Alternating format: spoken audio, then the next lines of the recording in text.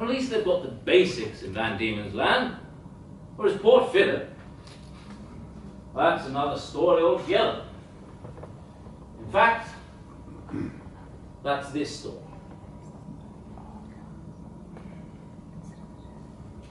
I arrived in Port Phillip, recently named Melbourne, with my fellow surveyors in 1836. I'd hoped for the best, but Port Phillip was a mess. There were buildings all over the place, people claiming land in all directions, law and order negligible.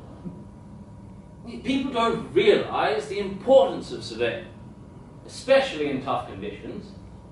It's the surveyors who sorted things out in Port Phillip, grid-like streets, proper land auctions. There were three of us: Darcy, Russell, and me. Yes, I know Robert Hoddle was appointed surveyor of the Port Phillip district. You know how it is. It's one thing to give orders and quite another to carry them out. Of the three of us on the ground, I was the clear leader. The other two were natural followers. Yes, Robert Russell created the plan of the streets. I could have done it myself. I was the brains behind it. I did all the work, all the planning, all the thinking. He just drew it up.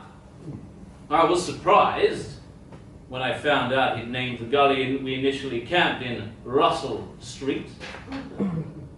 I let it go. What could I do?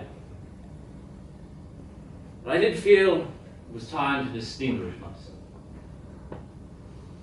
In 1838, I married the gorgeous Isabella McCarthy in Sydney. And we returned to Melbourne in glory atop a bullock-drawn caravan. Oh, the wits were at it at once. There goes Darke's Ark, they were soon shouting. I merely smiled at Isabella, doffed my hat to them, and rolled on. For in my caravan, I had a secret weapon. A piano. Yes, Isabella and I tinkled the ivories under the stars.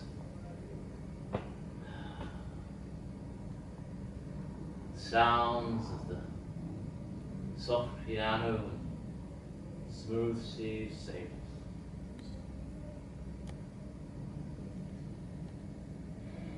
When things felt desperately lonely, they held back the creeping despair.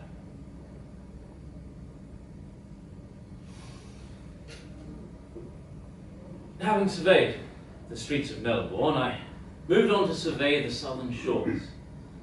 Oh, this I was made to do. I love the tides, the way the ocean sculpts the land. I combed the coast and the rivers, noting everything in my many survey books. The smooth brown yarra, subject to frequent flood. The Maribyrnong, her sad, salty sister. Even the Werribee River, with her curving, coiling trajectory across the western plains. When I rolled our caravan up onto this beachfront, we felt quite at home. It was just the place for a surveyor, and here's where we settled, on this sandy, shingled beach. And it was all mine. No neighbours, just the seabirds and the occasional seal.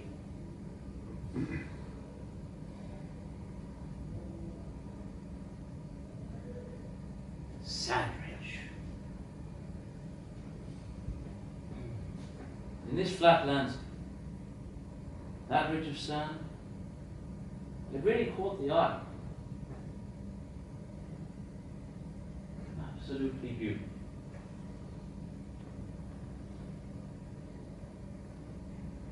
What a place to live. A place where a man can really think his own thoughts.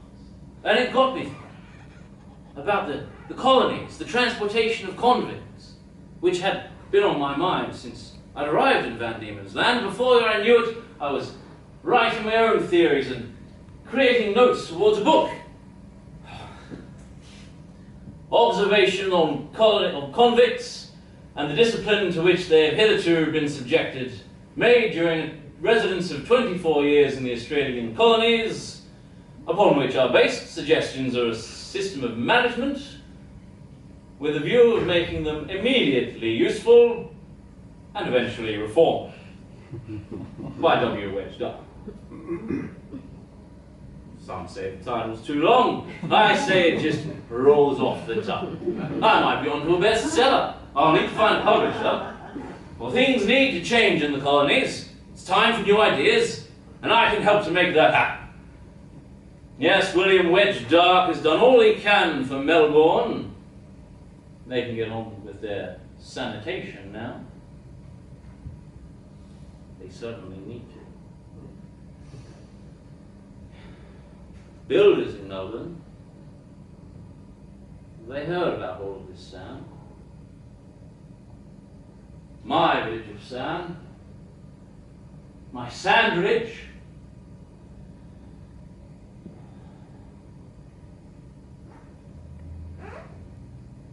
they took it all away. Little by little. Leaving Isabella and me on this flat beach.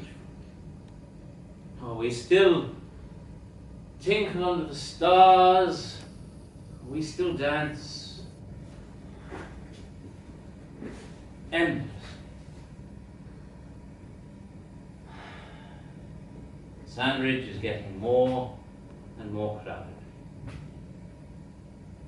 Still, you can't stop progress, even if it isn't always appealing. I think it's time to hitch up the bullocks and move on.